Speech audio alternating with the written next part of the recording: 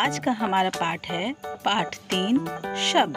आइए जाने शब्द किसे कहते हैं। इसका उत्तर होगा वर्णों के सार्थक समूह को शब्द कहते हैं, जैसे किताब, पंखा, स्कूल आदि।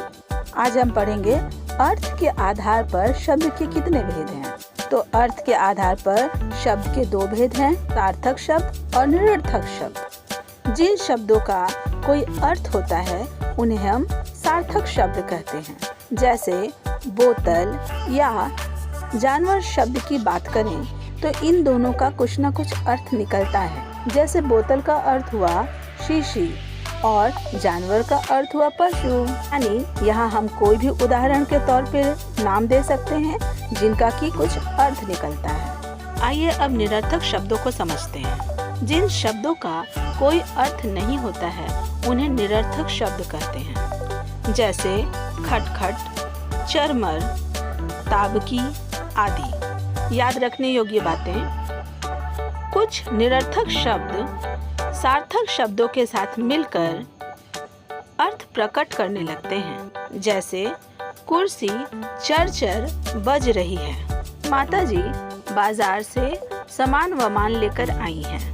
चलो बच्चों, इस पर आधारित अब हम कुछ अभ्यास कार्य करें। पहला प्रश्न है, कथन पढ़कर सही या गलत का निशान लगाएं। शब्द के 3 भेद होते हैं, क्या ये सही है या गलत? तो यह वाक्य गलत है। अर्थ के आधार पर शब्द के 2 भेद होते हैं। सार्थक शब्दों का समूह वाक्य कहलाता है, यह सही जवाब है। अड़सक तथा दआमी निरर्थक शब्द है।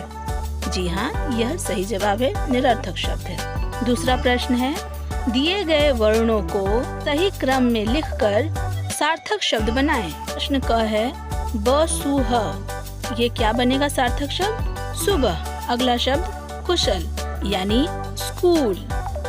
प्रश्न ग है लीछम, और इससे बनने वाला सार्थक शब्द है मछली। आपके सामने तीसरा प्रश्न है, निम्नलिखित वर्णों को जोड़कर शब्द बनाएं। इन वर्णों को जब जोड़ा जाए तो पहला शब्द बनता है कमल, दूसरा शब्द खिलौना और तीसरा शब्द केसरी।